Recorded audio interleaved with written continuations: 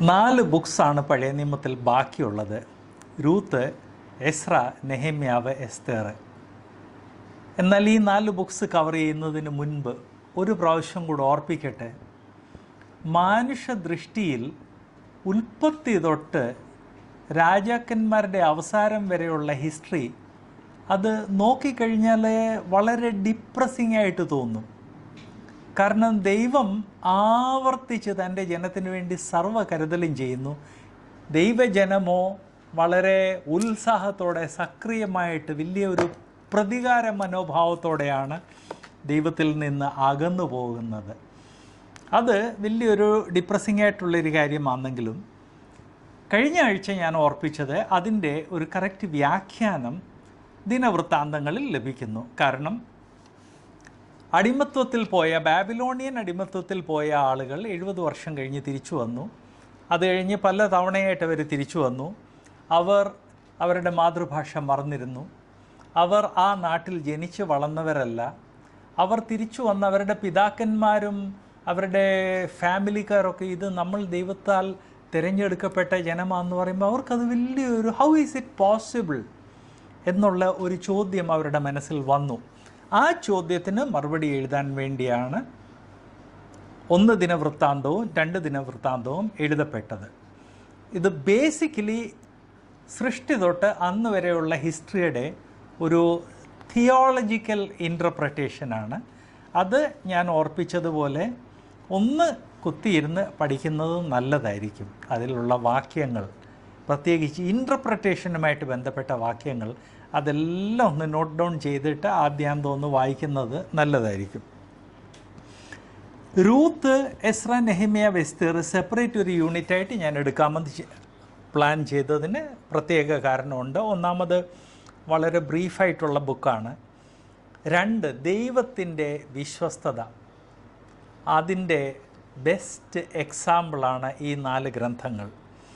ദൈവത്തിൻ്റെ വിശ്വസ്തത എന്ന് മാത്രമല്ല, വേദപുസ്തകത്തിൽ 66 ബുക്സ് യഹൂദന്മാർ സ്ത്രീകൾക്ക് അവരുടെ പേരുപയോഗിക്കുക, അതുപോലെ അങ്ങനെ ഇന്ന് ഉള്ളതുപോലെ ഈക്വാലിറ്റി എന്ന് പറഞ്ഞൊരു കൺസെപ്റ്റ് ഇല്ലായിരുന്നു. എന്നാൽ യഹൂദന്മാർ എഴുതിയ ഈ പുസ്തകത്തിൽ തന്നെ നമ്മൾ ഇതുവരെയും പഠിക്കാൻ ഇന്നൂടെ കവർ ചെയ്യുന്നതിൽ തന്നെ 2 ബുക്സ് സ്ത്രീകളുടെ പേരിൽ ഡിവോട്ടഡ് ആണ്. ആൻഡ് 2 ബുക്സ് സ്ത്രീകളുടെ പേരിൽ ഡിവോട്ടഡ് ആണെന്ന് മാത്രമല്ല, ഇത് ക്രിസ്തീയ സമൂഹത്തിൽ ഏറ്റവും പോപ്പുലറായിട്ടുള്ള 2 നെയിംസാണ്, പേരുകളാണെന്നോട് ഓർപ്പിക്കട്ടെ. അതിന് കാരണമുണ്ട്. രൂത്തും എസ്തേറും ദൈവത്തിൻ്റെ വിശ്വസ്തതയും മനുഷ്യന് ദൈവത്തോട് പോസിബിളായ ദൈവം പ്രതീക്ഷിക്കുന്ന രീതിയിലുള്ള സമർപ്പണവും കാണിക്കുന്ന 2 ബുക്സാണ്. എസ്ര, നെഹമ്യാവും അതുതന്നെയാണ്. ഈ 3 ബുക്സിൽ രൂത്ത് അത് എസ്ര, നെഹമ്യാവ്, എസ്തർ എഴുതുന്നതിന് ഏകദേശം 600 വർഷങ്ങൾക്ക് മുൻപ് എഴുതിയതാണ്. ഗ്യാപ്പ് ഒത്തിരി ഉണ്ട് എന്നുള്ള കാര്യം ഓർപ്പിക്കട്ടെ. ആക്ച്വലി രൂത്തിൻ്റെ പുസ്തകം എഴുതപ്പെട്ടത് ന്യായാധിപന്മാരുടെ കാലത്താണ്. രൂത്തിൻ്റെ പുസ്തകത്തിൽ അതിൻ്റെ പ്രത്യേകത ഡേറ്റ്സ് ഒന്നും തന്നിട്ടില്ല. ഡേറ്റ്സ് ഒന്നും തന്നിട്ടില്ലെങ്കിലും രൂത്തിൻ്റെ പുസ്തകത്തിൽ പല സംഭവങ്ങൾ പറഞ്ഞിട്ടുണ്ട്. ആ സംഭവങ്ങൾ ചരിത്ര സംഭവങ്ങളുമായിട്ട് കമ്പയർ ചെയ്യുമ്പം ഒരു കാര്യം വ്യക്തമാകുന്നത്, ഏതാണ്ട് ശമൂവേലിൻ്റെ കാലം ആയപ്പോഴാണ് ഈ സംഭവങ്ങൾ നടന്നത്. അല്ലെങ്കിൽ ശരിയായിട്ട് പറഞ്ഞാൽ ന്യായാധിപന്മാരുടെ അവസാന കാലഘട്ടത്തിലാണ് രൂത്തിൻ്റെ ഗ്രന്ഥം എഴുതപ്പെട്ടത്. ന്യായാധിപന്മാരുടെ ബുക്സിൻ്റെ അവസാന കാലഘട്ടത്തിൻ്റെ പ്രത്യേകത എന്തായിരുന്നു? ന്യായാധിപന്മാരുടെ കാലത്ത് മുഴുവനും ദൈവജനം ദൈവത്തിൽ നിന്ന്, അത് ദൈവഭരണമായിട്ട് പോലും ദൈവത്തിൽ നിന്ന് മാറിപ്പോയി. എന്നാൽ ന്യായാധിപന്മാരുടെ അവസാന ഘട്ടമായപ്പോഴത്തേക്ക് ഓരോരുത്തൻ താൻ ബോധിച്ചതുപോലെ നടന്നു എന്ന് നാം കാണുന്നു. എന്ന് മാത്രമല്ല, ജനത്തിൻ്റെ മനസ്സിലെ ഹിംസ അങ്ങ് വളരെയധികം വർദ്ധിച്ചു. അതുപോലെ അരാജകത്വം വളരെയധികം വർദ്ധിച്ചതായിട്ട് നാം കാണുന്നുണ്ട്. പ്ലസ് ഏറ്റവും ലാസ്റ്റിലുണ്ടായിരുന്ന 2 ന്യായാധിപന്മാർ, ഏലി, ശമൂവേൽ, അവരുടെ മക്കളെക്കുറിച്ച് വായിക്കുന്നത് അത് വളരെ പരിതാപകരമായ കാര്യങ്ങളാണ്. 2 പേരും അതിൽ 2 പേരും ഉത്തരവാദികളാണ്. ഏലിയും ഉത്തരവാദിയാണ്, ശമൂവേലും ഉത്തരവാദിയാണ്. കാരണം ഒരു വ്യക്തി പാടില്ലാത്ത രീതിയിൽ നടക്കുകയാണെങ്കിൽ ആ വ്യക്തി തിരുത്താൻ വേണ്ടി ദൈവഭരണത്തിൽ ദൈവം കുറേയേറെ പെരുമാറ്റച്ചട്ടങ്ങൾ നൽകിയിരുന്നു. ഏലിയുടെ മക്കളെക്കുറിച്ച് പറഞ്ഞത് അവർ വളരെ ഇമ്മോറലായിട്ട് നടന്നെന്നാണ്. ഇമ്മോറലായിട്ട് നടന്ന ആളുകൾക്ക് വേണ്ടി പെരുമാറ്റച്ചട്ടം ഉണ്ടായിരുന്നു. ഇമ്മീഡിയറ്റ്ലി സഭയുടെ മുൻപിൽ വിളിക്കുക, വിസ്തരിക്കുക, കല്ലെറിഞ്ഞ് കൊല്ലുക. അങ്ങനെ ഏലിയുടെ ഏതെങ്കിലും ഒരു മകനെ ഏലി വിസ്തരിച്ചതായിരുന്നെങ്കിൽ പിന്നെ ഏലിയുടെ ബാക്കി മക്കളെല്ലാം നേരെയായേനെ. എന്നാൽ അതിന് പകരം ഏലി അവരെ വിട്ടുകൊടുത്തെന്ന് മാത്രമല്ല, മക്കളെ ഇങ്ങനെ ചെയ്യുന്ന ഉചിതമല്ല എന്ന് പറയുന്നതിന് മുൻപ് ഏലി ആദ്യമേ ചോദിക്കുന്നത് നിങ്ങൾ എന്തുകൊണ്ട് ഇങ്ങനെ ചെയ്യുന്നു എന്നാണ്. ശമൂവേലിൻ്റെ അത് തന്നെ. അങ്ങനെ ദൈവജനം ദൈവത്തിൽ നിന്ന് ഇത്രയധികം മാറിപ്പോയ ആ സമയത്ത് ദൈവജനത്തിന് വലിയൊരു വെല്ലുവിളിയായിട്ട് ഒരു മോവാബ്യ സ്ത്രീ നിൽക്കുന്നു. മോവാബ്യരെക്കുറിച്ച് നമുക്കറിയാമല്ലോ. മോവാബ്യരാണ് ദൈവജനത്തെ ശപിക്കാൻ വേണ്ടി ഒരു പ്രവാചകന് കാശ് കൊടുത്ത് ആ പ്രവാചകൻ ദൈവജനത്തെ ശപിക്കാൻ സാധിക്കാതെ വന്നപ്പോൾ ബിലെയാം അവരെ ചതിക്കുകയാണ് ചെയ്തത്. എങ്ങനെയെങ്കിലും അവന് കാശ് കൊടുത്ത ആളുകളുടെ ആഗ്രഹം നടത്തണം എന്നുള്ള ആഗ്രഹമായിരുന്നു. ഈ മോവാബ്യരെ കുറിച്ച് ദൈവവചനം പറയുന്നത് 10 തലമുറ ഒരു മോവാബ്യനോ അമ്മോന്യനോ ദേവാലയത്തിൽ പ്രവേശിക്കാൻ പാടില്ല. ദേവാലയത്തിൽ എന്ന് പറഞ്ഞാൽ പ്രാകാരത്തിലായിരുന്നു കോമൺ മാനിന് പ്രവേശനമുള്ളത്. ആ പ്രാകാരത്തിൽ പോലും മോവാബ്യർക്കോ അമ്മോന്യർക്കോ 10 തലമുറ എന്ന് പറഞ്ഞാൽ എന്താണ്? ഒരു മോവാബ്യൻ അല്ലെ ഒരു മോവാബ്യ സ്ത്രീ ഒരു യഹൂദനെ കല്യാണം കഴിച്ചാൽ അതിൻ്റെ തലമുറകളെല്ലാം അതിലാർക്കും പ്രവേശനത്തിനുള്ള അനുവാദമില്ല. അങ്ങനെ 10 തലമുറ കടന്നു കഴിഞ്ഞെങ്കിൽ മാത്രമേ പ്രവേശനത്തിന് അനുവാദമുള്ളൂ. അങ്ങനെയുള്ള ആ ദൈവത്തിൻ്റെ ശാപമേറ്റ മോവാബ്യരിൽ പെട്ടതായിരുന്നു രൂത്ത്. What about Ruth? ദാവീദിൻ്റെ ഗ്രാൻഡ് മദറായി എന്ന് മാത്രമല്ല, കർത്താവായ യേശു ക്രിസ്തുവിൻ്റെ വംശാവലി എഴുതിയപ്പോൾ യഹൂദന്മാർ വംശാവലിയിൽ സ്ത്രീകളുടെ പേര് ജനറലി ചേർക്കത്തില്ലായിരുന്നു. എന്നാൽ കർത്താവിൻ്റെ വംശാവലിയിൽ അവളുടെ പേര് ചേർത്തു എന്ന് മാത്രമല്ല, അവളൊരു ജൂയിഷ് സ്ത്രീയല്ലായിരുന്നു, എന്നിട്ടും അവളുടെ പേര് ചേർത്തു. അതിൽ നിന്ന് പഴയ നിയമത്തിൽ നാം ആവർത്തിച്ച് ഞാൻ ഓർപ്പിച്ചത് ദൈവത്തിൻ്റെ കരുതൽ, മനുഷ്യൻ്റെ ലംഘനം, ദൈവത്തിൻ്റെ കമ്പാഷൻ, അനുകമ്പ, ദൈവത്തിൻ്റെ കരുണ. മോവാബ്യരെ ദൈവം 10 തലമുറ തൻ്റെ ദൈവാലയത്തിൽ നിന്ന് നിഷേധിച്ചെങ്കിൽ ആ മോവാബ്യരുടെ ഇടയ്ക്ക് ഒരു വ്യക്തി ദൈവത്തെ വിശ്വസിച്ച് സത്യദൈവത്തിൻ്റെ പുറകെ നടന്നപ്പോൾ ആ വ്യക്തിക്ക് പ്രൊമോഷൻ കൊടുത്തായിട്ട് നാം കാണുന്നു. പഴയ നിയമത്തിലെ ഹിസ്റ്ററി നാം വായിക്കുമ്പോൾ കഴിഞ്ഞ ആഴ്ച ഞാൻ ഓർപ്പിച്ചതുപോലെ ദിനവൃത്താന്തം വായിക്കുന്നതിൽ നിന്ന് നാം മനസ്സിലാക്കുന്ന ദൈവജനം എന്നും ദൈവത്തിൽ നിന്ന് കിട്ടാവുന്ന എല്ലാം കിട്ടിയിട്ട് ദൈവത്തിൽ നിന്ന് മാറിപ്പോയി. എന്നാൽ അങ്ങനെയുള്ള ആളുകളുടെ ഇടയ്ക്ക് പോലും ദൈവം ഒരു ശേഷിപ്പിനെ വെച്ചിരുന്നു. അതാണ് ദിനവൃത്താന്തം നമ്മളെ പഠിപ്പിക്കുന്നത്. ഇന്ന് നാം നമ്മുടെ സഭയെ കാണുമ്പോൾ ഒരു നല്ല ശതമാനം ആളുകൾ പറയുന്നത് വേർപാടുകാർക്കിനിയും ഒരു റെസ്റ്റോറേഷൻ ഇല്ല. അതല്ല, ആ രീതിയിലല്ല, ആ ആംഗിളിലല്ല നമ്മൾ ദൈവസഭയെ വീക്ഷിക്കേണ്ടത്. നമ്മൾ ദൈവസഭയെ വീക്ഷിക്കേണ്ടത് ദൈവം തനിക്ക് വേണ്ടി ഒരു ശേഷിപ്പിനെ വെച്ചിട്ടുണ്ട് എന്നും ദിനവൃത്താന്തം അത് വളരെ വ്യക്തമാക്കുന്നത്, അനലൈസ് ചെയ്ത് വ്യക്തമാക്കുന്നു. രൂത്തിൻ്റെ ബുക്ക് അതിനെ അനലൈസ് ചെയ്ത് വ്യക്തമാക്കുന്നു. ആൻഡ് ആ ശേഷിപ്പിൻ്റെ കൂടെ ദൈവം വിജാതിയരുടെ ഇടയ്ക്കുന്ന് ആളുകളെ കൊണ്ടുവന്ന് കൂട്ടുന്നു. So God will work. നമ്മളോട് ചോദിക്കേണ്ട ഒരു ചോദ്യം, നമ്മൾ ചോദ്യം ചോദിക്കുന്നതിന് വരെ നമ്മളോട് തന്നെ പ്രസ്താവനകൾ ഇറക്കുവാണ്. ഇനി നന്നാകത്തില്ല, യാതൊരു പ്രയോജനവും ഇല്ല. നോ, ദൈവജനത്തിൽ നിന്ന് ദൈവം പ്രതീക്ഷിക്കുന്നത് അങ്ങനെയുള്ള പ്രസ്താവനകൾ ഇറക്കുന്നതിന് പകരം, വചനവിരുദ്ധമായ പ്രസ്താവനകൾ ഇറക്കുന്നതിന് പകരം, കർത്താവേ ഈ ജനത്തിൻ്റെ ഇവരുടെ മധ്യേ ശേഷിപ്പിൻ്റെ ഭാഗമായിട്ട് തുടരുവാൻ വേണ്ടി ഞാൻ എന്ത് ചെയ്യണം? That is the question we have to ask. രൂത്തിൻ്റെ സ്റ്റോറി നമുക്കറിയാം. നവോമിയും ഭർത്താവും കൂടെ ക്ഷാമത്തിൻ്റെ കാരണം കൊണ്ട് മോവാബ് നാട്ടിൽ പോയി താമസിച്ചു. മക്കൾ രണ്ടുപേരും വിക്കഡായിരുന്നു, രണ്ടുപേരും കടന്നുപോയി. ഭർത്താവും മരിച്ചുപോയി. നവോമിക്ക് തന്നെ ഒരു സ്ത്രീക്ക് അവിടെ കണ്ടിന്യൂ ചെയ്യാൻ വിഷമമായതുകൊണ്ട് സ്വന്തം നാട്ടിൽ തിരിച്ചു പോകാമെന്ന് കേട്ടു.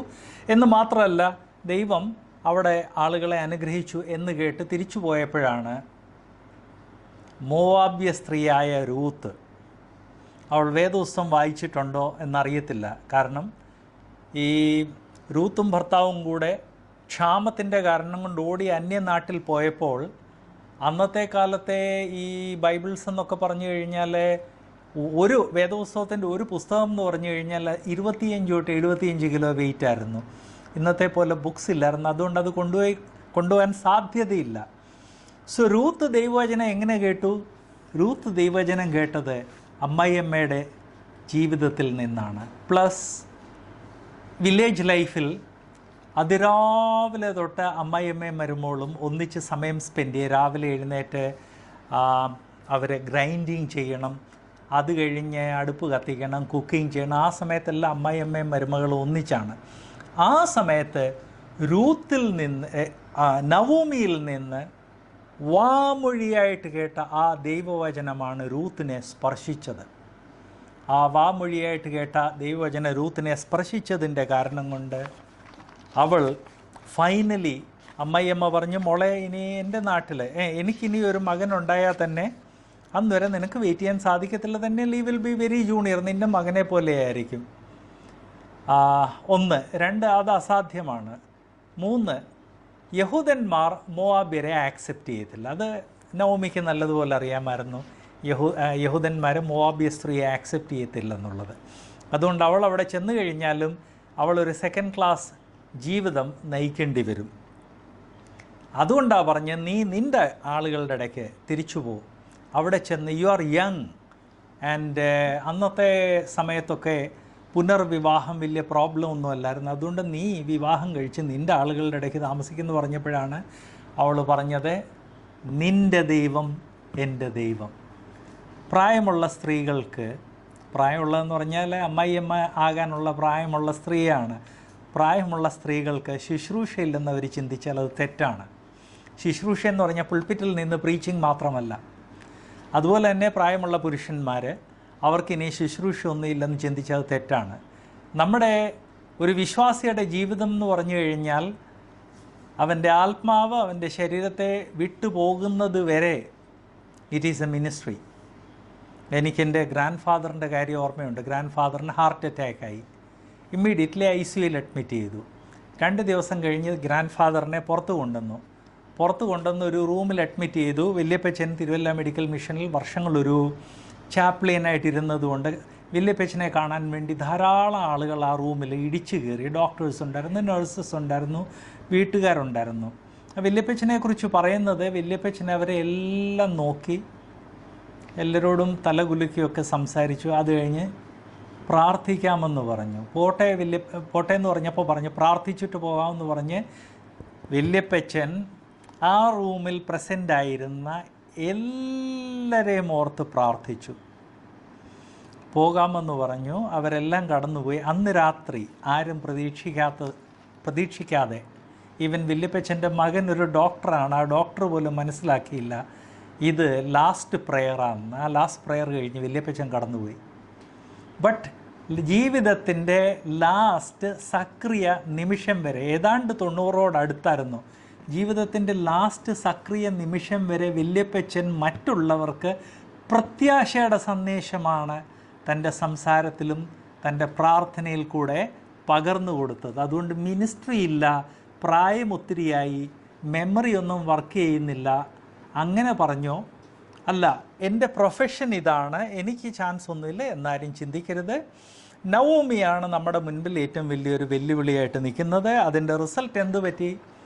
രൂത്ത് വന്നു, അവൾക്കൊരു വീണ്ടെടുപ്പുകാരനെ കിട്ടി. അത് ദൈവം വെച്ചിരുന്ന അനുകമ്പയുള്ള ധനീകനായ ഒരു വീണ്ടെടുപ്പുകാരനായിരുന്നു. ആ വീണ്ടെടുപ്പുകാരനിൽ കൂടെ, അതാണ് ഏറ്റവും സർപ്രൈസിങ് ആയിട്ടുള്ളത്, ദൈവം ഒരു ശേഷിപ്പിനെ വെച്ച് ആ ശേഷിപ്പിൽ കൂടെയാണല്ലോ ദാവീദിൽ കൂടെ യേശുക്രിസ്തു ജനിച്ചത്. ആ ശേഷിപ്പിൽ അവർക്ക് ഔട്ട് ഓഫ് ടേൺ ചാൻസ് കൊടുക്കുകയാണ്. ഈ ക്യൂവിൽ നിൽക്കുമ്പോൾ ചിലർ ക്യൂവിൽ ഇടിച്ചു കയറാൻ നോക്കാറുണ്ട്, അതെല്ലാവരും എതിർക്കാറുണ്ട്. എന്നാൽ അതേ സമയത്ത് പ്രായമുള്ള ആരെങ്കിലും വരുവാണെങ്കിൽ, ഈ വോട്ടിങ്ങിൻ്റെ സമയത്ത് ഞാൻ കണ്ടിട്ടുണ്ട്, റേഷൻ കാർഡിൻ്റെ റിന്യൂവലിന് പോകുമ്പോൾ കണ്ടിട്ടുണ്ട്, പ്രായമുള്ള ആരെങ്കിലും വരുവാണെങ്കിലോ നടക്കാൻ വയ്യാത്ത ആരെങ്കിലും വരുവാന്നോ ഔട്ട് ഓഫ് ടേൺ അവർക്ക് ചാൻസ് കൊടുക്കാറില്ലേ? എന്ന് ദൈവം തൻ്റെ ഹിസ്റ്ററിയിൽ ആദം തൊട്ട് ക്രിസ്തു വരെയുള്ള ആ ലൈനിൽ, അത് അബ്രഹാം കഴിഞ്ഞ് അത് യഹൂദന്മാർക്ക് വേണ്ടി മാത്രം റിസർവ്ഡ് ആയിട്ടുള്ളൊരു ലൈനായിരുന്നു. അത് ഓർപ്പിക്കട്ടെ. അബ്രഹാമിനെ കർത്താവ് തൻ്റെ മകനായിട്ട്, അല്ലെ സ്വന്തം ജനമായിട്ട് അബ്രഹാമിൻ്റെ ജനത്തെ തിരഞ്ഞെടുത്തതോടെ അതിൻ്റെ പുറത്തുനിന്ന് ഒരാൾക്കും അവിടെ അവസരം ഇല്ലായിരുന്നു. എന്നാൽ ആ ലൈനിൽ കർത്താവ് പലർക്ക് ചാൻസ് കൊടുത്തു. അതിലൊന്ന് രൂത്ത് എന്ന് പറഞ്ഞാൽ യഹൂദന്മാരെ ഏറ്റവും വെറുക്കുന്ന ഒരു സമൂഹമാണ്. ഈ പുസ്തകം 1160-ൻ്റെയും 1100-ൻ്റെ ഇടയ്ക്കാണ് എഴുതിയത്. 1160-ൻ്റെ 1100-ൻ്റെ ഏതാണ്ട് 60 വർഷത്തെ ഇടയ്ക്കാണ് ഈ പുസ്തകം എഴുതപ്പെട്ടത്. എഴുതിയത് ശമൂവേലാണ്. ശമൂവേലായി ഈ പുസ്തകം എഴുതിയതെന്നുള്ളതിന് യഹൂദന്മാരുടെ വാമൊഴിയായ ഹിസ്റ്ററിയിലും പിന്നെ അവരുടെ ബുക്സിലൊക്കെ അതിനെക്കുറിച്ച് ധാരാളം റെഫറൻസസ് നമുക്ക് ലഭിക്കുന്നുണ്ട്. പുസ്തകത്തിൽ നിന്ന് 20-ാം നൂറ്റാണ്ടിലുള്ള നമുക്ക് ലഭിക്കുന്ന പാഠം, ദൈവം ഓരോ തലമുറയിൽ അവന് വേണ്ടി, ദൈവത്തിന് വേണ്ടി വിശ്വസ്തരായ വിശ്വാസികളെ അന്വേഷിക്കുന്നു. ആ വിശ്വാസികളുടെ വാമൊഴിയായിട്ട് അവർ കൊടുക്കുന്ന സന്ദേശം കേട്ടായിരിക്കും ആളുകൾ ക്രിസ്തുവിലേക്ക് വരുന്നത്. ചിലപ്പോൾ വരമൊഴിയായിട്ടായിരിക്കും. ഇപ്പോൾ എൻ്റെ കൂട്ടൊക്കെയുള്ള ആളുകൾക്ക് റൈറ്റിംഗ് ഒത്തിരിയുണ്ട്, അതുകൊണ്ട് ചിലപ്പം വരമൊഴിയായിട്ടായിരിക്കും. എന്നാൽ മെജോറിറ്റിയുടെ ജീവിതത്തിൽ വാമൊഴിയായിട്ടും പിന്നെ നമ്മുടെ ടെസ്റ്റ് മണി കണ്ടായിരിക്കും. നമ്മൾ നമ്മുടെ ടെസ്റ്റ് മണിയെക്കുറിച്ച് വളരെ ശ്രദ്ധിക്കണം എന്നുള്ള കാര്യം ഇതിനു മുൻപ് ആവർത്തിച്ച് ഞാൻ പറഞ്ഞിട്ടുണ്ട്. രൂത്തിൻ്റെ പുസ്തകത്തിൽ ചില പ്രധാന വാക്യങ്ങളുണ്ട്. ഞാൻ 3 വാക്യങ്ങൾ നിങ്ങളുടെ മുൻപിൽ വെക്കുവാൻ ആഗ്രഹിക്കുന്നു. ഒന്ന്, രൂത്ത് 1:16. ഇത് നമുക്കറിയാവുന്ന ഒരു വാക്കാണ്. അതിന് രൂത്ത്, നിന്നെ വിട്ടുപിരിവാനും നിൻ്റെ കൂടെ വരാതെ മടങ്ങിപ്പോകുവാനും എന്നോട് പറയരുത്.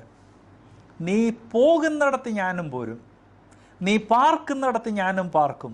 നിൻ്റെ ജനം എൻ്റെ ജനം, നിൻ്റെ ദൈവം എൻ്റെ ദൈവം. ഇതിൽ പ്രത്യേക ഒരു കാര്യം ശ്രദ്ധിക്കേണ്ടത്, ഈ നവോമി പാർക്കുന്നിടത്ത് രൂത്ത് ഒരു പരദേശിയായിരിക്കും, നവോമി പോകുന്നിടത്ത് രൂത്ത് ഒരു പരദേശിയായിരിക്കും. നിൻ്റെ ദൈവം എൻ്റെ ദൈവമാകും. അത് ദൈവം അനുകമ്പയുള്ള ദൈവമായതുകൊണ്ട് ദൈവം എല്ലാവരെയും അംഗീകരിക്കുന്നതെന്ന്. ഇതിലൊരു പ്രത്യേക കാര്യം, നിൻ്റെ ജനം എൻ്റെ ജനം. നവോമിയുടെ ജനത്തെ റൂത്ത് അവിടെ ജനമായിട്ട് അംഗീകരിച്ചാലും റൂത്തിനെ അവരുടെ ജനമായിട്ട് അംഗീകരിക്കുമോ? ഇല്ല, അംഗീകരിക്കത്തില്ല. കാരണം അവളൊരു മോവാബിയ സ്ത്രീയാണ്. പിന്നെ ഫൈനലി അംഗീകരിച്ചു. അതിന് കാരണം വീണ്ടെടുപ്പുകാരൻ അവളെ വീണ്ടെടുത്തതോടെ, ഒരു യഹൂദൻ്റെ ഭാര്യയായി തീർന്നതോടെ അവൾക്ക് ആ യഹൂദന്മാരുടെ സൊസൈറ്റിയിൽ അവൾക്ക് ലഭിക്കേണ്ട സ്ഥാനവും മാനവും എല്ലാം ലഭിച്ചു. സോ നമ്മിൽ ഓരോരുത്തരെയും ലോകം വീക്ഷിക്കുന്നുണ്ട്. അതിൻ്റെ ബേസിസിൽ ലോകത്തിൽ ചിലരെങ്കിലും, എല്ലാവരും പറയത്തില്ല, അതുകൂടെ ഞാൻ ഓർപ്പിക്കട്ടെ, മറ്റേ വരുമ്പോൾ അങ്ങ് തിരിച്ചു പോയല്ലോ, എല്ലാവരും പറയത്തില്ല, എന്നാൽ ചിലരെങ്കിലും നമ്മുടെ ജീവിതം കണ്ടിട്ട് ഹിസ് ഗോഡ്, അത് ആണ് സത്യദൈവം എന്ന് ദൈവജനമല്ല, ദൈവത്തെ അറിയാത്തവർ പറയണം. 2-ാമത്തെ വാക്യം നിങ്ങളുടെ മുൻപിൽ വെക്കാൻ ആഗ്രഹിക്കുന്ന 2:9, ഞാൻ നിൻ്റെ ദാസിയായ രൂത്ത്, നിൻ്റെ പുതപ്പ് അടിയൻ്റെ മേൽ ഇടേണമേ, നീ വീണ്ടെടുപ്പുകാരനല്ലോ എന്ന് അവൾ പറഞ്ഞു.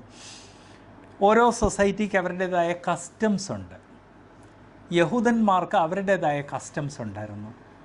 അതിൻ്റെ ഒരു ഉദാഹരണം പറഞ്ഞാൽ, ഒരു അടിമ അവൻ്റെ അടിമത്വത്തിൻ്റെ കാലം കംപ്ലീറ്റ് ആയി കഴിഞ്ഞ് പൊക്കോളാൻ പറയുമ്പോൾ അവൻ പോകാൻ തയ്യാറല്ല എങ്കിൽ ഡോറിൻ്റെ അടുത്ത് കൊണ്ട് അവൻ്റെ ചെവി അതിനോട് വെച്ച് പഞ്ച് ചെയ്യുമായിരുന്നു.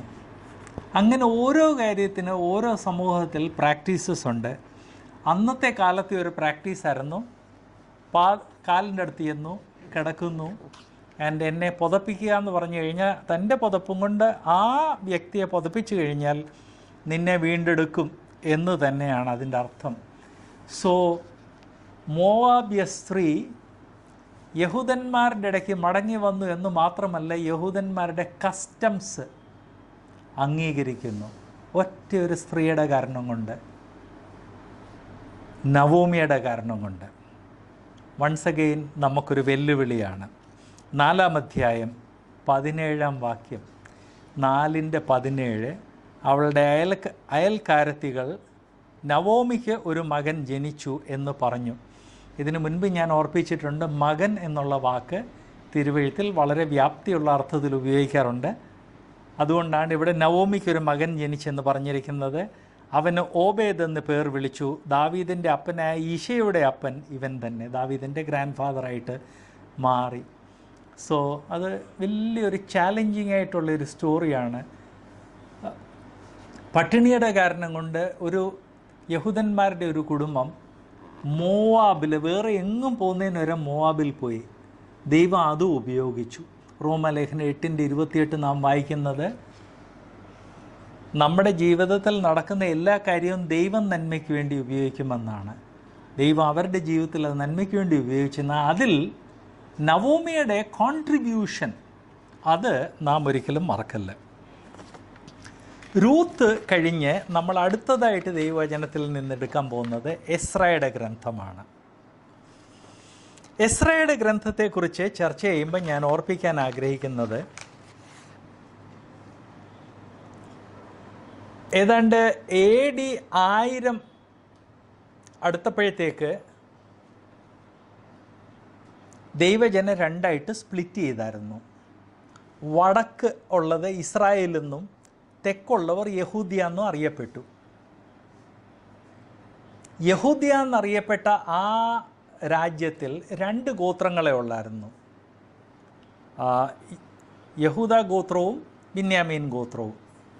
ഇസ്രായേൽ എന്നറിയപ്പെട്ട ആ വടക്കൻ വിഭാഗത്ത് 10 ഗോത്രങ്ങളുണ്ടായിരുന്നു. തമ്മിലുള്ള അന്തരം എന്ത്? യഹൂദ്യയെ ഭരിച്ചവർ എന്നും ദാവീദിൻ്റെ കുടുംബത്തിൽ നിന്ന് വന്നവരാണ്. ഇസ്രായേലിനെ ഭരിച്ചവരോ ദാവീദിൻ്റെ കുടുംബവുമായിട്ട് ബന്ധമില്ലാത്ത ആളുകളായിരുന്നു. ആ ഹിസ്റ്ററി വായിച്ചാൽ വളരെ ട്രാജിക്കായിട്ട് നാം കാണുന്നത്. അതുകൊണ്ട് ഇസ്രായേലിനെ ധാരാളം രാജാക്കന്മാർ ഭരിച്ചെങ്കിലും അതിൽ ഒരാൾ പോലും ദൈവഭാഗത്ത് നിന്ന വ്യക്തിയില്ലായിരുന്നു. അതിൻ്റെ കാരണം കൊണ്ട് ദൈവജനം അവർക്ക് ഇഷ്ടമുള്ളതുപോലെ ജീവിച്ചു. അവർക്കിഷ്ടമുള്ളതുപോലെ മാത്രമല്ല, ഈ ഇസ്രായേൽ ഭരിച്ച പല രാജാക്കന്മാർ വിജാതിയിൽ ഇടയ്ക്കൊന്ന് രാജ്ഞിമാരെ കൊണ്ടുവന്നു. ഈ രാജ്ഞിമാർ വന്നതിൻ്റെ കൂടെ അവരുടെ വിഗ്രഹങ്ങളെയും അവരുടെ ആ ദൈവസങ്കല്പങ്ങളെ കൊണ്ടുവന്നു. അവർക്ക് ചെയ്യാവുന്ന എല്ലാ രീതിയിലും മ്ലേച്ഛമായ കാര്യം ചെയ്തു. ഫൈനലി 722 ആയപ്പോഴത്തേക്ക് ദൈവം അവരെ ചിതറിക്കളഞ്ഞു.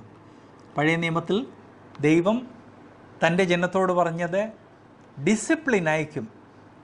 5 സ്റ്റേജിലാണ്. ഇന്നത് ചെയ്യും, നിങ്ങൾ എന്നെ അനുസരിച്ചില്ല ഇന്നത് ചെയ്യും, എന്നിട്ടും അനുസരിച്ചില്ലെങ്കിൽ ഇന്നത് ചെയ്യും. അങ്ങനെ 5 സ്റ്റേജായിരുന്നു. അതിൽ 4-ാമത്തെ സ്റ്റേജായിരുന്നു മറ്റുള്ളവർ നിങ്ങളെ ഭരിക്കും. ദൈവത്തിൻ്റെ സ്വന്തം ജനത്തെ മറ്റുള്ളവർ ഭരിക്കുന്ന അവർക്ക് വലിയ ഹ്യൂമിലിയേഷൻ ഉള്ള ഒരു കാര്യമാണ്. എന്നിട്ടും നിങ്ങൾ നന്നായില്ലെങ്കിൽ നിങ്ങളെ ലോകം മുഴുവൻ ചിതറിക്കളയുമെന്ന് പറഞ്ഞു. ഇസ്രായേലിൽ നീതിമാനായ രാജാവ് ഒരാൾ പോലും ഇല്ലായിരുന്നുകൊണ്ട് 722 BC ആയപ്പോഴത്തേക്ക് അവരെ ലോകം മുഴുവൻ ചിതറിക്കളഞ്ഞു.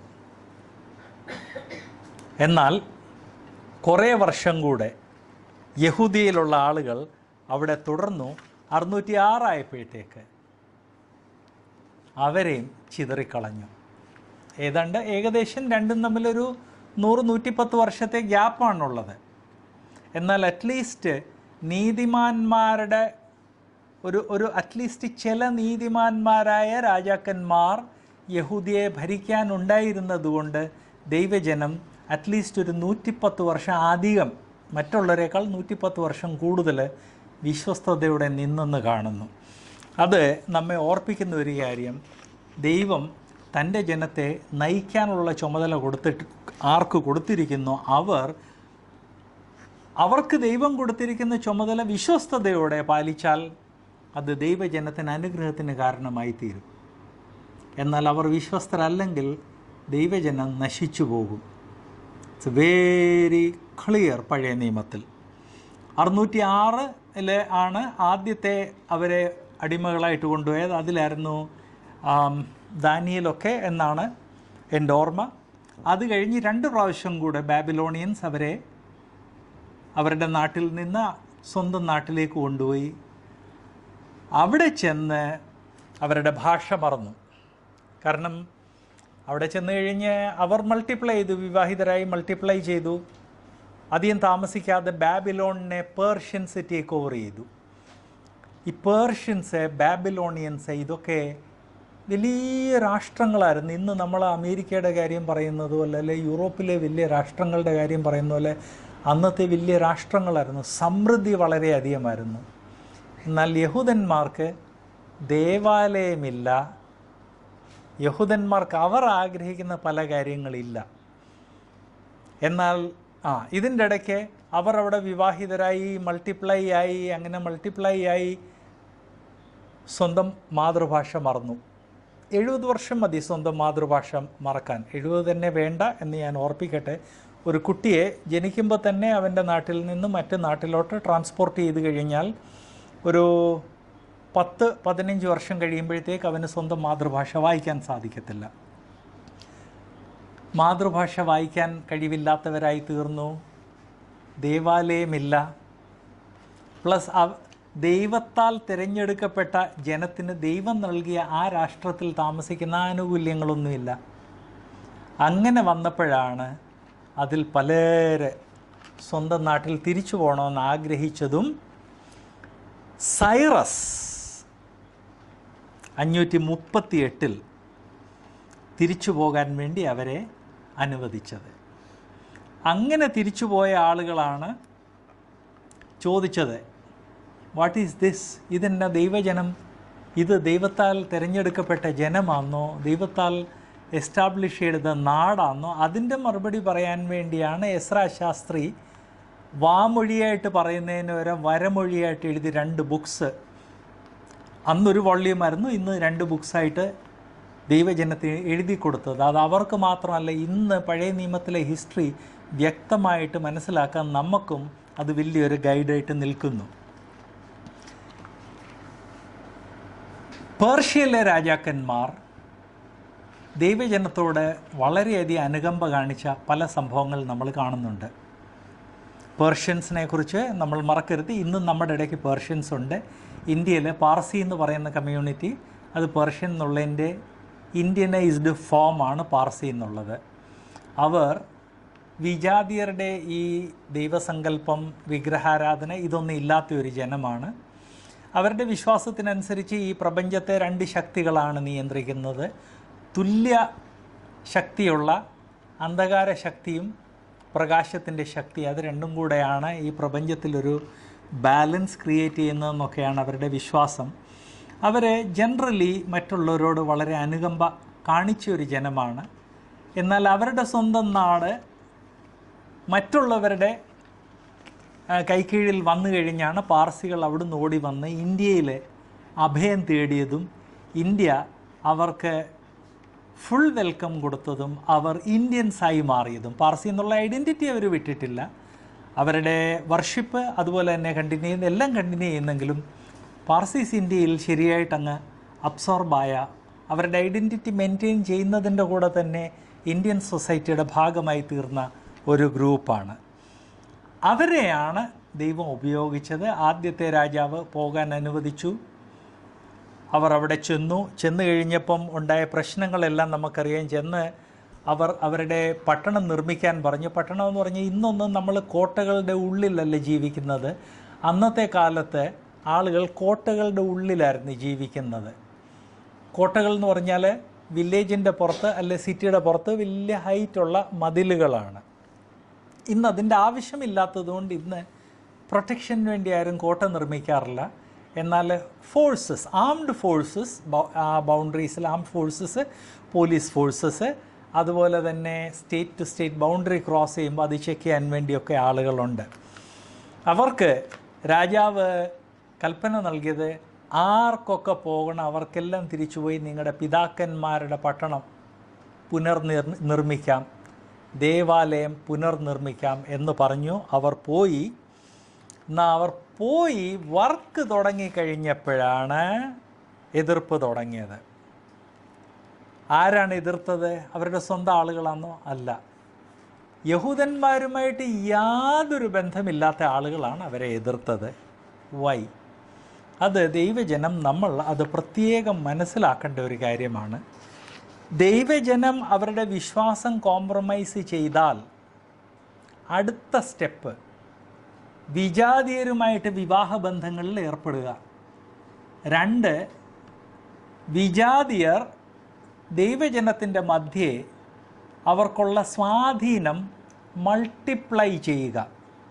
നെഹമ്യാവിൻ്റെ ഗ്രന്ഥമൊക്കെ വരുമ്പോഴത്തേക്ക് നാം കാണുന്നത് യഹൂദന്മാരുടെ ചുറ്റിനും യഹൂദന്മാരുമായിട്ട് യാതൊരു ബന്ധമില്ലാത്ത വിജാതീയർ ദേവാലയത്തിൻ്റെ ഉള്ളിലുള്ള സ്റ്റോർ റൂംസിൻ്റെ കൺട്രോൾ അവരുടെ കയ്യിലായിരുന്നു.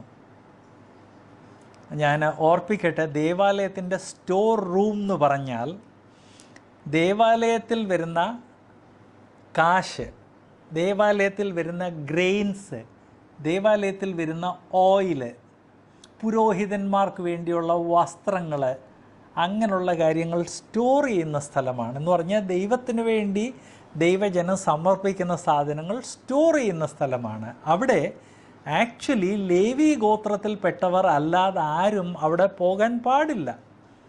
എന്നാൽ അങ്ങനെയുള്ള സ്ഥലത്ത് വലിയ വലിയ ഗോഡൗൺസ് വിജാതിയർക്ക് കൊടുത്തിരിക്കുന്നതായിട്ട് നാം കാണുന്നു. വൈ? അതെങ്ങനെ സംഭവിച്ചു? സംഭവിച്ചെങ്ങനെയെന്ന് പറഞ്ഞാൽ പുരോഹിതന്മാരിൽ ടോപ്പായിട്ടുള്ള ആളുകൾ അവർ വിജാതിയരുമായിട്ട് വിവാഹബന്ധത്തിൽ ഏർപ്പെട്ടു. ഇവിടുന്ന് പെണ്ണുങ്ങളെ അങ്ങോട്ട് കൊടുത്തു, അവിടുന്ന് പെണ്ണുങ്ങളെ ഇങ്ങോട്ടെടുത്തു. അങ്ങനെ വിവാഹബന്ധം സ്ഥാപിച്ചു കഴിയുമ്പോൾ ആർക്കാണ് നഷ്ടം? നഷ്ടം എന്നും ദൈവജനത്തിനാണ് എന്നുള്ള കാര്യം ഞാൻ ഓർപ്പിക്കട്ടെ. ദൈവജനം അവരുടെ പേഴ്സണൽ ലൈഫിൽ അവരുടെ ആ വേർപാട് മെയിൻറ്റെയിൻ ചെയ്യേണ്ടത് ആവശ്യമാണ്.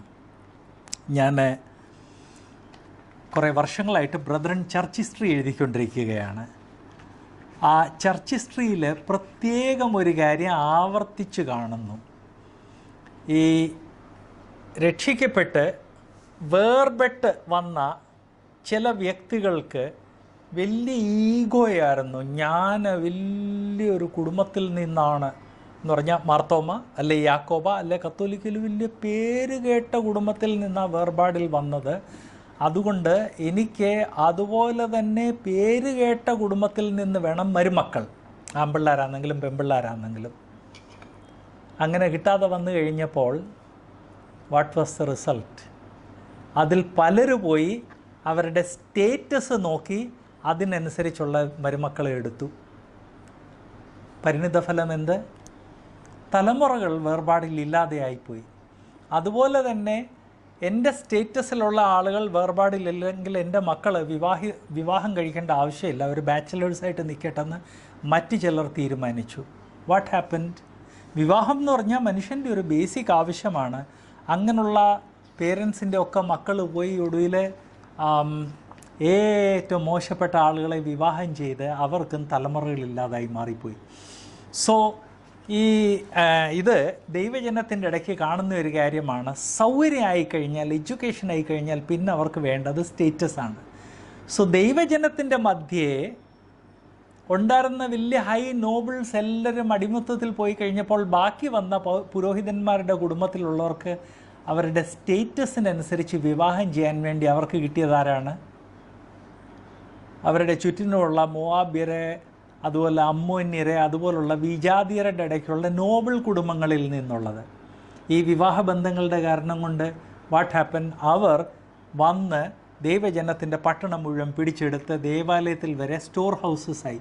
അതുകൊണ്ടാണ് എസ്ര തിരിച്ചെന്ന് എസ്രായെ, അതുപോലെ തന്നെ സെറുബാബേൽ, അതുപോലെ തന്നെ നെഹമ്യാവ് ഇവർ തിരിച്ചു ചെന്ന് പുനർനിർമ്മാണം ചെയ്തപ്പോൾ അവർക്കായിരുന്നു പ്രശ്നം. വൈ?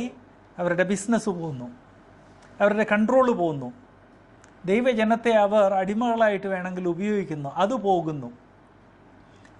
സാബത്ത് ദിവസവും അവർക്ക് അവരുടെ വാണിഭ ചരക്കുകളെല്ലാം ഇവിടെ ദൈവജനത്തിൻ്റെ വില്ലേജസിലും പട്ടണങ്ങളിൽ കൊണ്ടുവന്ന് വിൽക്കാൻ സാധിക്കും.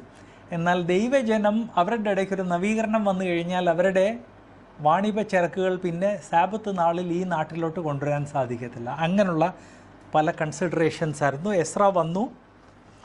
എസ്രയുടെ പുസ്തകം 460 440 BC ഇടയ്ക്കാണ് എഴുതപ്പെട്ടത്. 460 440 400 BC ആണ് വേദോത്സവത്തിലെ ഏതാണ്ട് ലാസ്റ്റ് വെളിപ്പാട് വന്നതെന്നുള്ളത് ഞാൻ ഓർപ്പിക്കട്ടെ. നമ്മൾ പഴയ നിയമത്തിലെ ലാസ്റ്റ് വെളിപ്പാട് അതിൻ്റെ സമയത്തോട് അടുക്കുവാണ്. എസ്ര 3-ാം അധ്യായത്തിൻ്റെ 11 ചില എസ്രയിലെ സ്പെഷ്യൽ വാക്യങ്ങൾ. എസ്ര 3:11 അവർ യഹോവയെ അവൻ നല്ലവൻ, ഇസ്രായേലിനോട് അവൻ്റെ ദയ എന്നേക്കുമുള്ളത് എന്നിങ്ങനെ വാഴ്ത്തി സ്തുതിച്ചുകൊണ്ട് ഗാനപ്രതിഗാനം ചെയ്ത് അവർ യഹോവയെ സ്തുതിക്കുമ്പോൾ യഹോവയുടെ ആലയത്തിൻ്റെ അടിസ്ഥാനം ഇട്ടതുകൊണ്ട് ജനമെല്ലാം അത്യുച്ചത്തിൽ ആർത്തു ഘോഷിച്ചു. ഇടിഞ്ഞ് തകർന്നു കിടന്ന ആ ദേവാലയത്തിൻ്റെ ഫൗണ്ടേഷൻ എസ്രയുടെ കാലത്ത് ഇടാൻ സാധിച്ചു. ദാവീദിൻ്റെ സമയത്താണ് യഹൂദന്മാരുടെ ഇടയ്ക്ക് കൊയർ എന്നുള്ളൊരു സിസ്റ്റം വന്നത്. ശലോമോൻ്റെ സമയത്ത് കൊയർ എന്നുള്ള ആ സിസ്റ്റം കുറച്ചുകൂടെ സ്ട്രോങ് ആയി. ആ സിസ്റ്റമാണ് ഇന്നും പല സഭകളിലും. നമ്മുടെ സഭകളിൽ കൊയർ എന്നുള്ള സിസ്റ്റം ഇല്ല. നമ്മുടെ സഭകളിൽ ജനത്തിൻ്റെ മുൻപിൽ നിന്ന് പാട്ട് പാടുന്നത് അത് ഒരു ഗ്രൂപ്പ് ആളുകൾ അത് ക്യാപ്ചർ ചെയ്തിരിക്കുകയാണ്. ദൈവവചനത്തിൽ നമുക്ക് കിട്ടുന്ന മാതൃക എന്ന് പറഞ്ഞാൽ ഇവിടെ ഒരു കോൺഗ്രിഗേഷനുണ്ട്, ദൈവത്തിൻ്റെ ഒരു കോൺഗ്രിഗേഷനുണ്ട്. ആ കോൺഗ്രിഗേഷനിൽ പാട്ട് പാടാൻ ദൈവം ആർക്ക് ഗിഫ്റ്റ് കൊടുത്തിട്ടുണ്ട്, അങ്ങനെയുള്ള ആളുകൾ ദൈവജനത്തിൻ്റെ മുൻപിൽ നിന്ന് സ്പെഷ്യൽ പ്രോഗ്രാംസിൽ ദൈവജനത്തെ നയിക്കണം എന്നുള്ളതാണ്. ആ പ്രാക്ടീസിലോട്ട് നാം തിരിച്ചു പോകേണ്ടത് ആവശ്യമാണ്. ആ പ്രാക്ടീസാണ് നമ്മൾ ഇവിടെ ഇപ്പം വായിച്ചത്. അവർ യഹോവയെ ആ ടെമ്പിളിട്ടത് വളരെ സ്പെഷ്യൽ ഒക്കേഷനായിരുന്നു. അതുകൊണ്ട് ജനമെല്ലാം അത്യുച്ചത്തിൽ ആർത്തു ഘോഷിച്ചു. സാധാരണ കൊയറാണ് അങ്ങനെ ജനം ആർത്തു ഘോഷിക്കുമ്പോൾ അതിനെ ലീഡ് ചെയ്യുന്നത്. 7-ാം അധ്യായത്തിൻ്റെ 6-ാം വാക്യം, 7:6 ഈ എസ്ര ഇസ്രായേലിൻ്റെ ദൈവമായ യഹോവ നൽകിയ മോശയുടെ ന്യായപ്രമാണത്തിൽ വിദഗ്ധനായ ശാസ്ത്രിയായിരുന്നു. അതുകൊണ്ടാണ് സാധാരണ നമ്മൾ എസ്രയെക്കുറിച്ച് പറയുമ്പോൾ എസ്ര ശാസ്ത്രി എന്ന് പറയുന്നത്. അവൻ്റെ ദൈവമായ യഹോവയുടെ കൈ അവന് അനുകൂലമായിരിക്കയാൽ രാജാവ് അവൻ്റെ അപേക്ഷ ഒക്കെ അവന് നൽകി. ഈ പേർഷ്യൻ രാജാക്കന്മാർ ദൈവജനത്തെ തിരിച്ചുവിട്ടയക്കേണ്ട ആവശ്യമില്ലായിരുന്നു. എന്നാൽ എസ്ര ദൈവഭയവും ഭക്തിയുള്ള ആളായിരുന്നുകൊണ്ട് ദൈവം എസ്രയെ എല്ലാ രീതിയിലും അനുഗ്രഹിച്ചു. അതുകൊണ്ട് എസ്ര ആഗ്രഹിച്ചതൊക്കെ ദൈവം എസ്രയ്ക്ക് നൽകി കൊടുത്തു. എന്നാൽ നമുക്കറിയാം അവിടെ സംഭവിച്ച പ്രശ്നങ്ങളെല്ലാം നമുക്കറിയാം. ആ വർക്ക് എങ്ങനെ തടസ്സപ്പെട്ടു എന്ന് നമുക്കറിയാം. അതിൽ നിന്ന് നാം ഓർക്കേണ്ടത് ദൈവം തനിക്ക് വേണ്ടി വെച്ചിരിക്കുന്ന ശേഷിപ്പ്.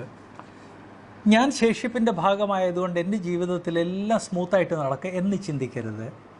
നേരെ മറിച്ച് ഞാൻ എന്ന് എൻ്റെ ആത്മീയ ജീവിതത്തിൽ വിശ്വസ്തനായിട്ട് നിൽക്കും, അന്ന് എനിക്ക് എതിർപ്പ് നേരിടേണ്ടി വരും എന്ന് മനസ്സിലാക്കി വേണം നമ്മൾ മുന്നോട്ട് പോകേണ്ടത്. എസ്രയുടെ പുസ്തകം കഴിഞ്ഞ് നമുക്ക് കിട്ടുന്നതാണ് നെഹമ്യാവിൻ്റെ ഗ്രന്ഥം. നെഹമ്യാവിൻ്റെ ഗ്രന്ഥം എസ്രയുടെ ഗ്രന്ഥവുമായിട്ട് കോമൺ ആണ്. കോമൺ എന്ന് പറഞ്ഞു കഴിഞ്ഞാൽ റൈറ്റിങ്ങിൻ്റെ സമയം കുറേയൊക്കെ ഷെയർ ചെയ്യുന്നു. നെഹമ്യാവിൻ്റെ ബുക്ക് 445 420 BC ഇടയ്ക്കാണ് എഴുതപ്പെട്ടത്. 445 420. എബ്രായ ഭാഷയിൽ ഇത് രണ്ടും ഒറ്റ ഗ്രന്ഥമായിരുന്നു. കാരണം ഈ രണ്ട് ഗ്രന്ഥവും കൂടെ എസ്രയാണ് എഴുതിയത്. കൺവീനിയൻസിന് വേണ്ടി ആ ഹിസ്റ്ററി വ്യക്തമായിട്ട് മനസ്സിലാക്കാൻ വേണ്ടിയാണ് ഗ്രീക്കിലോട്ട് ട്രാൻസ്ലേറ്റ് ചെയ്ത സമയത്ത് ഇത് രണ്ടായിട്ട് സ്പ്ലിറ്റ് ചെയ്തത്. നെഹമ്യാവിനെക്കുറിച്ച് വിശ്വാസികളായ നാം ഒരിക്കലും മറക്കാൻ പാടില്ല. കാരണം നമ്മിൽ ഓരോരുത്തരെ നമ്മൾ ജീവിക്കുന്ന അതത് സമൂഹത്തിൽ നെഹമ്യാവിൻ്റെ റോൾ പ്ലേ ചെയ്യാൻ വേണ്ടി ദൈവം വിളിക്കുന്നു. നെഹമ്യാവ് ഒരു പുരുഷനായിരുന്നു. അതുകൊണ്ട് പെട്ടെന്ന് ഇവിടെ ഇരിക്കുന്ന സഹോദരിമാർ ഓർത്തുന്നിരിക്കുക, അതെ പുരുഷന്മാർക്ക് വേണ്ടി അല്ലെ പുരുഷന്മാരെ ആയിരിക്കും ദൈവം വിളിച്ചിരിക്കുന്നത്. അങ്ങനെയല്ല. നെഹമ്യാവിനെ ദൈവം ഏത് രീതിയിൽ ഉപയോഗിച്ചല്ലേ, നെഹമ്യാവ് ഏത് രീതിയിൽ ദൈവത്താൽ ഉപയോഗിക്കപ്പെട്ടു, ആ രീതിയിൽ പുരുഷനാണെങ്കിലും സ്ത്രീ ആണെങ്കിലും നമ്മൾ ഓരോരുത്തരെയും ദൈവം ഉപയോഗിക്കാൻ ആഗ്രഹിക്കുന്നു. നെഹമ്യാവിൻ്റെ കാര്യം ആദ്യം ഓർപ്പിക്കട്ടെ. 1-ാം അധ്യായത്തിൻ്റെ 2-ാം വാക്യം വായിച്ചിട്ട് നമുക്ക് മുന്നോട്ട് പോകാം. 1-ാം അധ്യായത്തിൻ്റെ 2ഉം 3ഉം വാക്യങ്ങൾ. നെഹമ്യാവ് പേർഷ്യൻ രാജകൊട്ടാരത്തിലായിരുന്നു. 1:2 നാം വായിക്കുന്ന, എൻ്റെ സഹോദരന്മാരിൽ ഒരുത്തനായ ഹനാനിയും യഹൂദയിൽ നിന്ന് ചില പുരുഷന്മാരും വന്നു. ഞാൻ അവരോട് പ്രവാസത്തിൽ നിന്ന് തെറ്റി ഒഴിഞ്ഞു പോയ യഹൂദന്മാരെക്കുറിച്ചും യെരുശലേമിനെക്കുറിച്ചും ചോദിച്ചു. പ്രവാസത്തിൽ നിന്ന് തെറ്റി ഒഴിഞ്ഞു പോയതെന്ന് പറഞ്ഞു കഴിഞ്ഞാൽ ഇവിടുന്ന് കുറച്ച് ആളുകൾ തിരിച്ചു പോയായിരുന്നല്ലോ, അവരുടെ കാര്യമായി ചോദിക്കുന്നത്. പ്ലസ് അവിടെ ഒരിക്കലും ആ നാട് വിടാതെ അവിടെ തന്നെ കണ്ടിന്യൂ ചെയ്ത ആളുകൾ. അതിന് അവൻ എന്നോട്, പ്രവാസത്തിൽ നിന്ന് തെറ്റി ഒഴിഞ്ഞു പോയ ശേഷിപ്പ് അവിടെ ആ സ്ഥാനത്ത് മഹാകഷ്ടത്തിലും അപമാനത്തിലും ഇരിക്കുന്നു. യെരുശലേമിൻ്റെ മതിൽ ഇടിഞ്ഞും അതിൻ്റെ വാതിലുകൾ തീ വെച്ച് ചുട്ടും കിടക്കുന്നെന്ന് പറഞ്ഞു. ദൈവജനത്തെ നയിക്കാൻ വേണ്ടി പുരോഹിതന്മാരൊക്കെ ഇപ്പോഴും അവിടെ ഉണ്ടായിരുന്നു യെരുശലേമിൽ.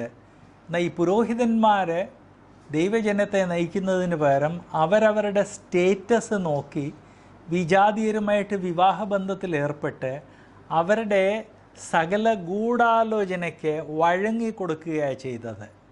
അങ്ങനെ വഴങ്ങിക്കൊടുത്തതിൻ്റെ കാരണം കൊണ്ട് ദൈവജനം മഹാകഷ്ടത്തിലായി. ദേവാലയം ഇടിഞ്ഞു കിടക്കുന്നു. ആ സിറ്റിയുടെ ഗേറ്റ്സ് അത് കംപ്ലീറ്റ്ലി തീ എന്ന് പറഞ്ഞാൽ അത് ചാരമായി കിടക്കുന്നു.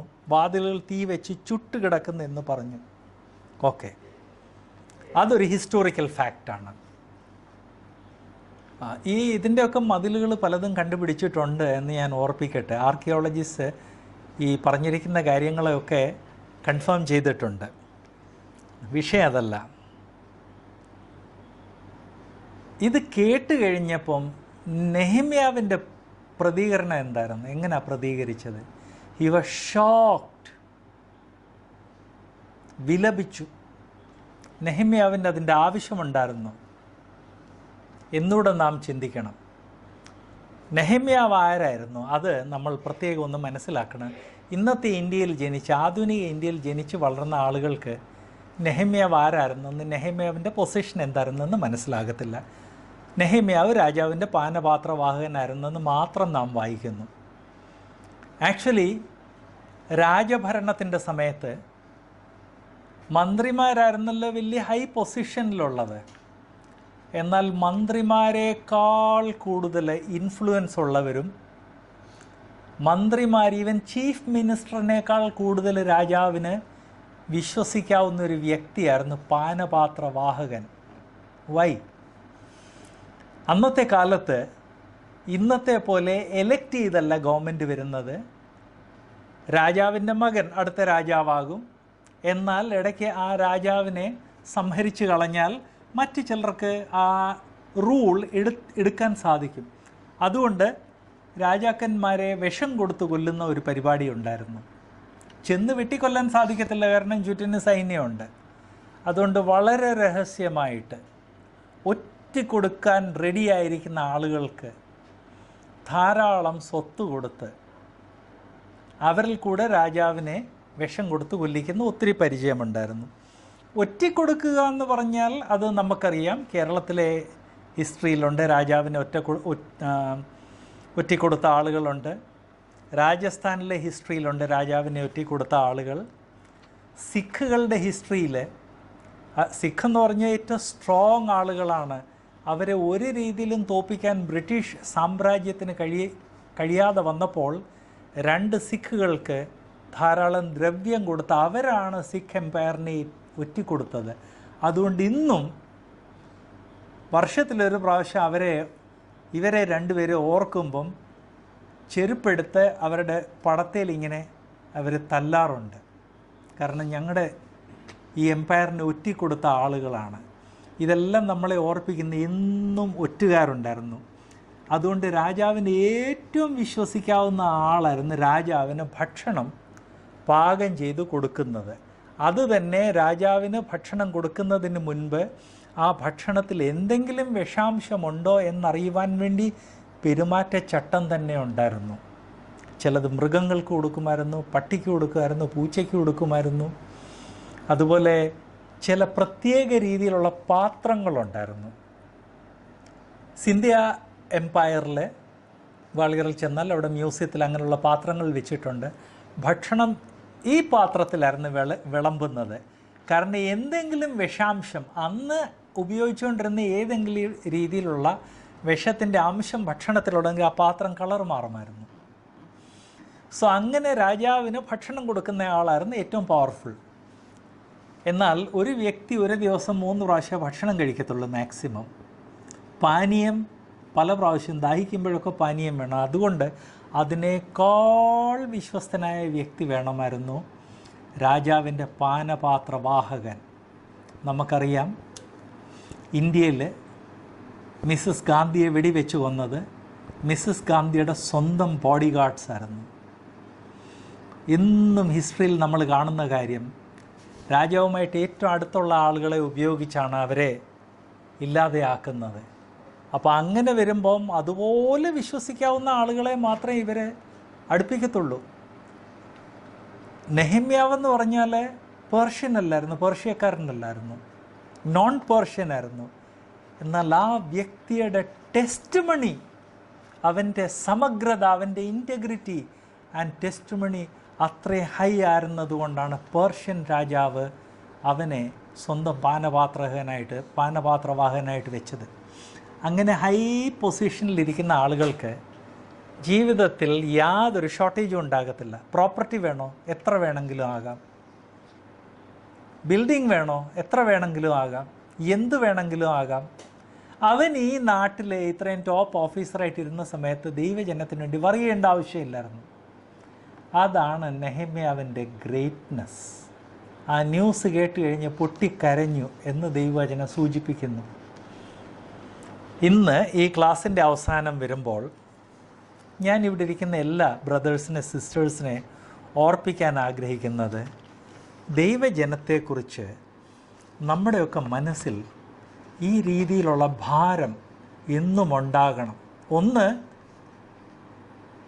ഓരോരുത്തൻ താൻ ബോധിച്ചതുപോലെ നടക്കുന്ന ഈ തലമുറയിൽ കർത്താവെ, ഞാൻ ശേഷിപ്പിൻ്റെ ഭാഗമായിട്ട് തുടരാൻ എന്ത് ചെയ്യണം എന്നുള്ള ചോദ്യമാണ് നാം ചോദിക്കേണ്ടത്.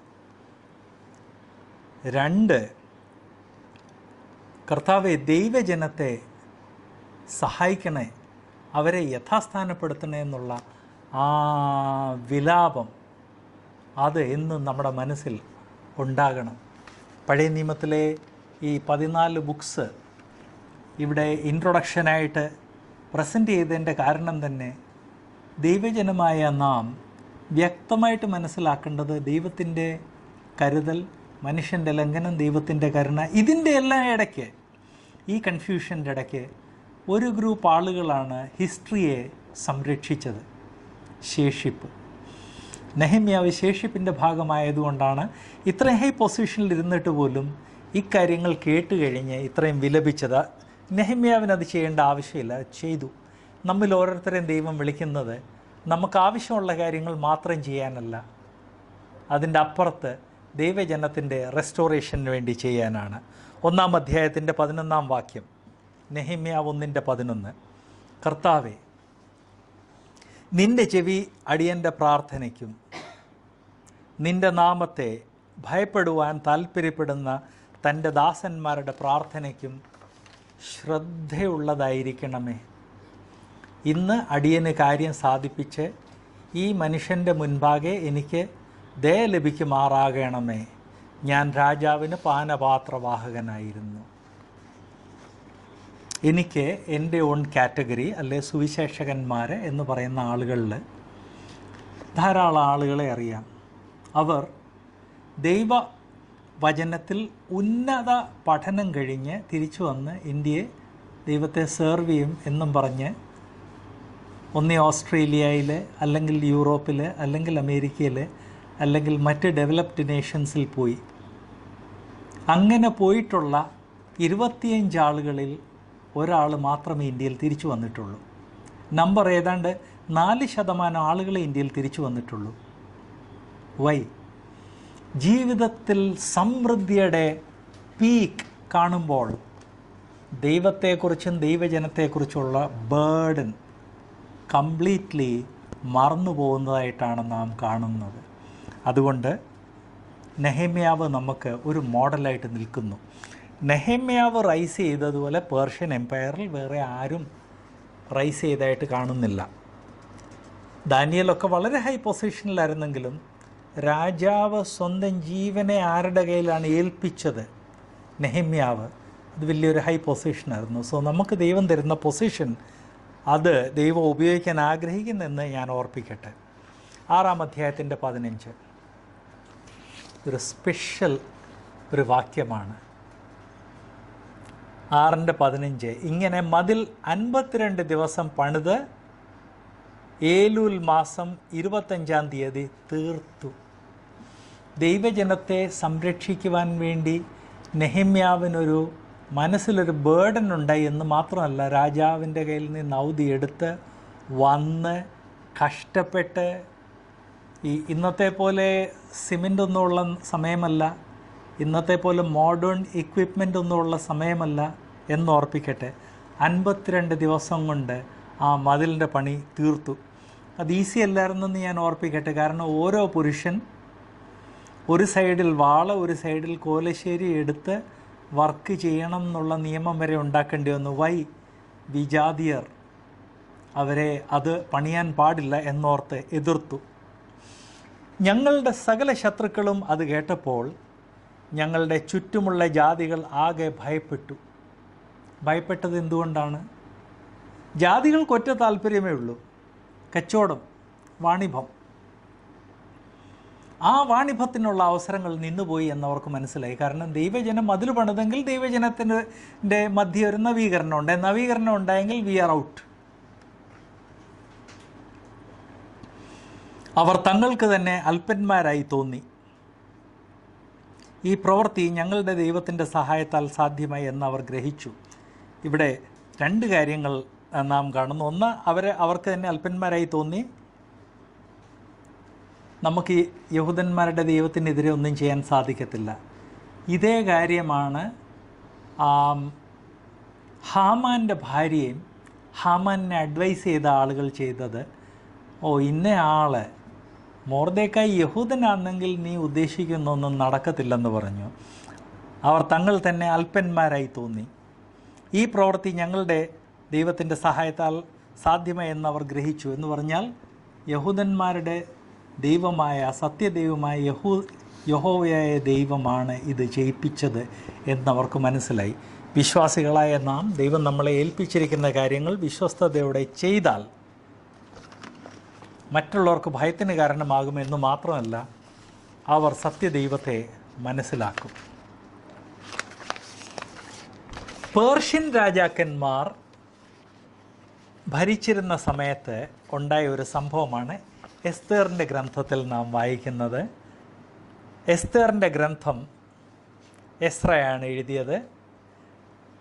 460-ൻ്റെയും 400-ൻ്റെ ഇടയ്ക്കാണ് ഈ ഗ്രന്ഥം എഴുതപ്പെട്ടത്. 460-ൻ്റെയും 400 BC-യുടെ ഇടയ്ക്ക്. രൂത്തിൻ്റെ പുസ്തകം എത്ര അധപ്പതിച്ച ജനമാണെങ്കിലും ഒരു വിശ്വാസിയുടെ ടെസ്റ്റ് മണി മതി അവരിൽ അറ്റ്ലീസ്റ്റ് ഒരാളെ ദൈവഭാഗത്തേക്ക് കൊണ്ടുവരാൻ എന്നുള്ളത് കാണിക്കുമ്പോൾ എസ്തേറിൻ്റെ പുസ്തകം നമ്മളെ ഓർപ്പിക്കുന്നത് ദൈവം തൻ്റെ ജനത്തെ ഒരിക്കലും മറക്കത്തില്ല. പ്രത്യേകിച്ച് നമ്മുടെ ചുറ്റിനുള്ള കാര്യങ്ങളൊക്കെ കാണുമ്പോൾ നമുക്ക് തോന്നിപ്പോകും ദൈവം തൻ്റെ ജനത്തെ കൈവിട്ടു. ഇല്ല, നമ്മളാണ് കൈവിട്ടത്, നമ്മളാണ് മറന്നത്. ദൈവം കൈവിട്ടിട്ടില്ല, ദൈവം മറന്നിട്ടില്ല, ദൈവം കൈവിടത്തില്ല, ദൈവം മറക്കത്തില്ല. അതിൻ്റെ ഒരു ബെസ്റ്റ് എക്സാമ്പിളാണ് എസ്തേർ. എസ്തേറിന്, നമുക്ക് എസ്തേറിൻ്റെ സ്റ്റോറി അറിയാം. എസ്തേറിന് എന്ത് പശ്ചാത്തലം ഉണ്ടായിരുന്നു? ചിലർ പറയാറുണ്ട്, ഞാൻ ദൈവത്തിന് വേണ്ടി പലതും ചെയ്യാൻ ആഗ്രഹിച്ചു, എന്നാൽ എനിക്കതിനുള്ള സാഹചര്യം ഇല്ലായിരുന്നു. എന്താ സഹോദര അല്ലേ സഹോദരി സാഹചര്യം എന്ന് പറയുന്നത്? ബ്രദറെ, എഡ്യൂക്കേഷൻ ഇല്ലായിരുന്നു, ഇൻകം ഇല്ലായിരുന്നു, പുൾപിറ്റിൽ പ്രസംഗിക്കാനുള്ള അവസരങ്ങളില്ലായിരുന്നു. ഇതൊന്നുമല്ല സാഹചര്യം. വിശ്വാസികളെ ദൈവം എവിടെ വെച്ചിരിക്കുന്നു അതാണ് സാഹചര്യം.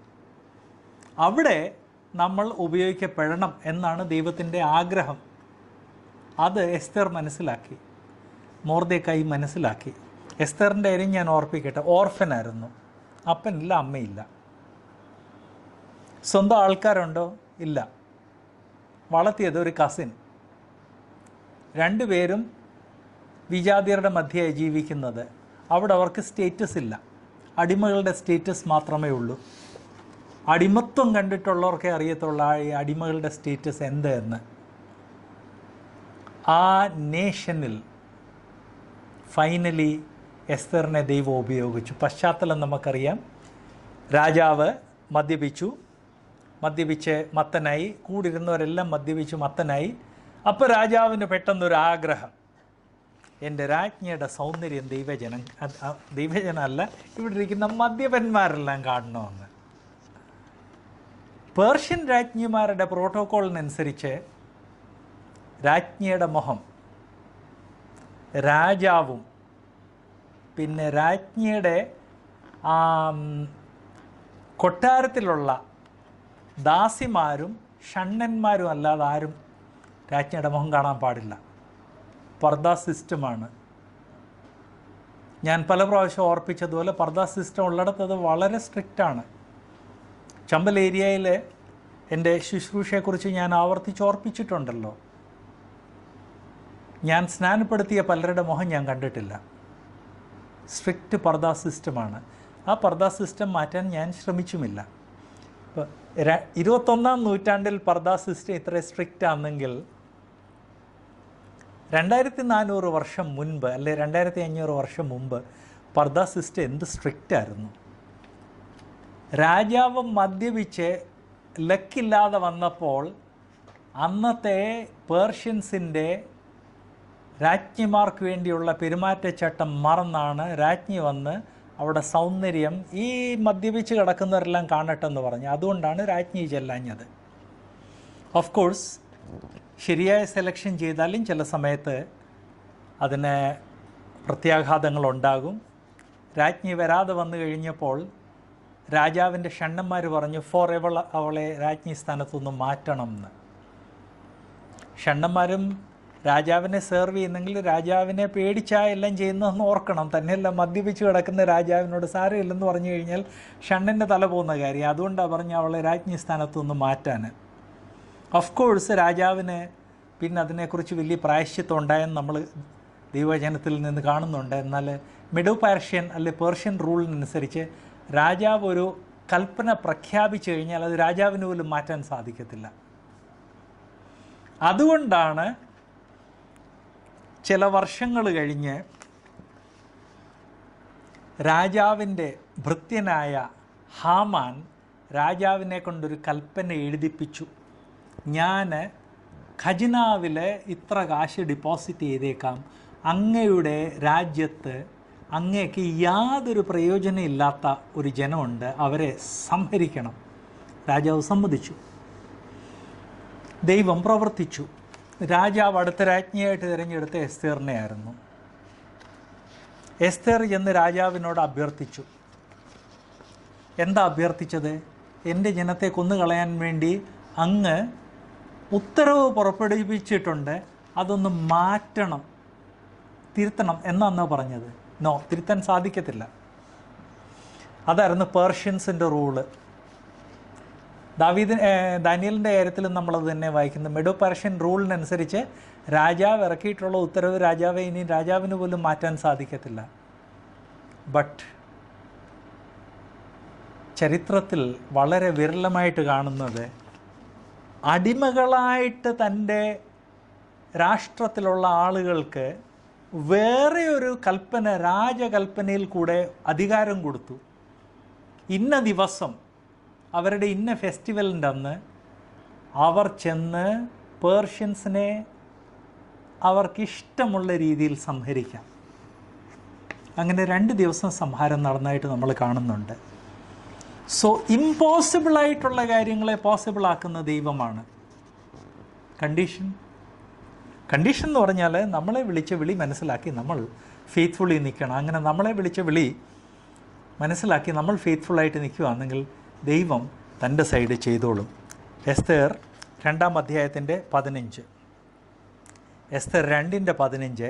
എന്നാൽ മൊർദെഖായി തനിക്ക് മകളായിട്ട് എടുത്തിരുന്ന അവൻ്റെ ചിറ്റപ്പൻ അബീഹേലിൻ്റെ മകളായ എസ്തേറിന് രാജസന്നിധിയിൽ ചെല്ലുവാൻ മുറ വന്നപ്പോൾ അവൾ രാജാവിൻ്റെ ഷണ്ണനും അന്തഃപുര പാലകനുമായ ഹേഗൈ പറഞ്ഞത് മാത്രമല്ലാതെ വേറെ ഒന്നും ചോദിച്ചില്ല.